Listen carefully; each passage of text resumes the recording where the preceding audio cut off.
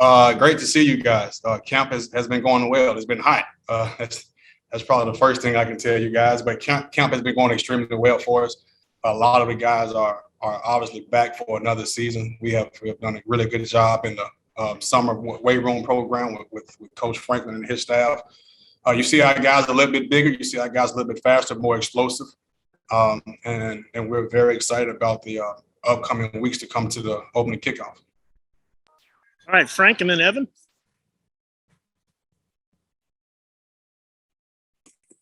Hey, Coach. Nice to meet you. How's it going? Hey, Frank. How are you? I'm doing well. I know the running back position can be physically demanding over the course of a long year. You guys got multiple guys to choose from. I guess, what is the benefit of that for you guys in terms of knowing you can keep your guys fresh with the number of guys you've got? Yeah, well, I think you hit on the head, Frank. With that being said, one of my biggest jobs and tasks is to always keep guys fresh. And if you really look at over the last 4 years, we really haven't had a lot of soft tissue injuries. We had Patrick Taylor get hurt, I think his senior year with the broken fibula and whatnot, and then he came back. But for the most part, all of our guys have been pretty much healthy. That's because we do use a quality of backs. We do use a good number of rotation. But obviously now we do want that one guy to kind of step up to the plate and kind of be that home run guy for us. So anytime you have that, those guys, they feed off each other. Those guys complement each other well. So we're very excited to see what this year will bring for us. And are you at a point where you can say, this guy is my guy for third and short, or this is the guy that I want to use in the passing game, or is it still up in the air about that? Still up in the air, almost. We're almost to that point. All of these guys have different qualities and different traits. I think all of them have improved throughout last season, and then going back to the off season in spring, and then obviously now in fall camp. But you do have bigger backs. You have bigger backs like a Weaver. You have a Drake Clark who's back. You have an Asa Martin. You have a Brandon Thomas. Who's also run with a physical press. Then you have kind of your slasher guys like Calvin Watkins, who we all know. Guys who can break the long runs as well. Calvin made a great short down run last practice, where he just kind of stuck it up in there. So he's working on that aspect of his game as well, just to kind of run with a more physical presence. I appreciate you. Absolutely, thank you. Evan, go ahead. All right. Anthony, good to see you as always. Good to see you. Yeah, so you mentioned obviously just Brandon Thomas. We've been hearing his name a lot from Silverfield. So just kind of how has he improved from last year to this year? Oh man, he is 100 light years ahead of where he was last year. Obviously last year non-football was a tough year for him. I don't know, a lot of people may or may not know his story, but he has some family issues. He has some challenges that any person would be tough to overcome. And with him being an 18-year-old, he handled it extremely well. He handled it as best as he could. And Brandon has been extremely impressive this fall camp. He had a really good spring.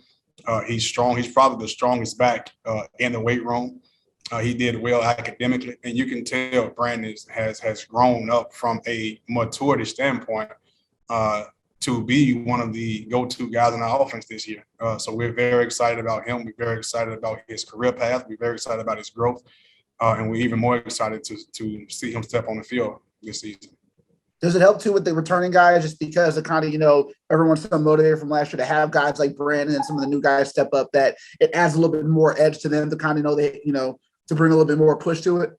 Yeah, absolutely. I mean, this year, when you think about Memphis football and Memphis offense, you think about the running backs. You think of the success we've had in the past. And those guys see it. Those guys feel it every day. Those guys understand what it means to be a Memphis Tiger. Those guys understand what it means to be a Memphis Tiger running back. Those guys also understand that like Coach Silverfield so eloquently said earlier, that we have to take this guy by the horns and we have to get a bell cow. We have to get this guy that's going to establish himself as the, not so much as the premier guy, but as the guy that we can kind of focus on and whatnot. But everybody has a role. And I think everybody right now, they have done a great job of pushing each other. One of the greatest Bible verses is iron and sharpens iron. And that is very true when it comes to the running back position this year. Because you do have a lot of guys. You have a lot of quality guys. And it's hard to get reps. And it's only one football. But those guys do a really good job of not only pushing themselves, but also pushing each other as well. Brian, go ahead. Hey, Coach, with the success that the running backs have had going into the NFL, I imagine that makes your life a lot easier out in the recruiting world. If you could talk about that and just local recruiting, how's it changed over the years from when you were a high school coach, Memphis going into your high school trying to recruit kids to now? If you could talk about that, please. Yeah, obviously having those guys in the NFL is a great tribute to them. And it's a great tribute to the University of Memphis, and it's a great tribute to the offensive success that we've had over the past couple of years. So when we turn the TV on Sundays and Monday nights, of course, your heart just smiles for those guys that are playing at the next level. And the recruits see that, and the recruits understand that it's a great thing to play here at the University of Memphis. As far as the recruiting standpoint, I think Memphis is a national brand. I think we can compete against anybody in the country, and we've shown that, we've proven that. And local recruiting has gotten better over the last couple of years because guys see that we can do this thing right here at home. And they look at guys like a Tony Pollard, they look at guys like a Derek Henderson, who's right down the street from South Panola, and look at guys like Jannard Avery and all those other guys that's just really, really close in proximity. You can see that the high school coaches is very near and dear to my heart. So when we walk into those schools, we want to build those great relationships day-to-day basis. I'm probably writing 15 handwritten letters a day to high school coaches because I understand the importance of their job. I was a high school coach, and I'm still a high school coach at heart. And just to get out in front of it, you have a lot of coaches on our staff that was a high school coach. Coach Silverfield was a high school coach at one point in time, believe it or not. So we have a heart for high school coaches. We have a heart for people. We have a heart for passion. And it's not hard to sell Memphis because we don't have to sell Memphis. We just have to talk about Memphis, talk about the city, talk about our academics, talk about our university, and then we talk about our football and the facilities that we have. Is second to none. So that's a great question. We are having great success in the recruiting trail, and we're very excited about that. All right, wrap us up, Evan. All right. Last thing for me, Anthony, is just kind of with the motivation for these guys.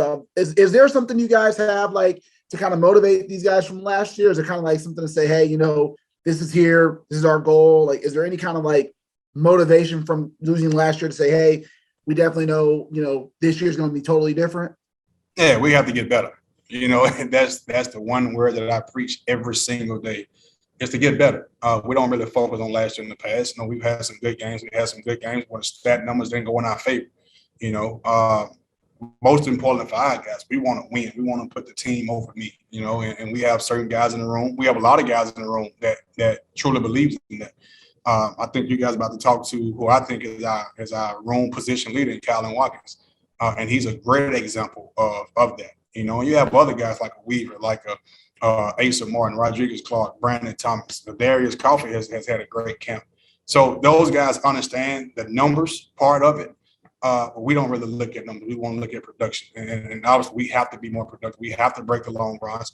And it's tough for those guys. They have to understand that they are not Derek Henderson. They are not Kenny Gainwell. They are not Antonio Gibson. I think I read a stat the other day that said 1% chance of college guys making the NFL. And it might be a little higher. I don't know. But we had 5 guys in that room at one time that's on NFL roster. So that's the expectation that they're going out with.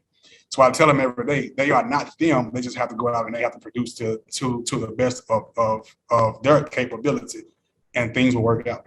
Before you go, Kylan, you mentioned him as a leader. We're going to talk to him. What has he done differently? Is he just because he's the veteran of this group? Like, how has he become kind of that voice in this room? Well, he's a quiet kid, so I don't know if I use the word voice, but his actions speak louder than anything he'll ever say. He added some weight, so he looks great. I think he's about 190 pounds now, if I'm not mistaken. So Coach Franklin and his staff did a really good job of putting good weight on him. He looks faster. He looks explosive. We all know what he did last year. He made some really good plays for us last year. His first year, I think in 2019, he made some explosive plays. And I remember him torching me when I was in high school when he was at Whitehaven and Cordova, So, but I think you're going to see that from him. He's really focused on that versatile running back role, like a Tony Pollard, Kenny Gainwell, Antonio Gibson, of being able to be a dual threat guy to run the ball in the backfield and also be able to catch the ball. And he's probably one of the smartest kids inside of our program. He just graduated recently back in the spring and decided to come back for another year. And if you had 1,000 kids like Calvin Watkins, America would be a much better place, because that's a kid who does it the right way on and off the football field. All right. Thank you, Coach. All right, that's it.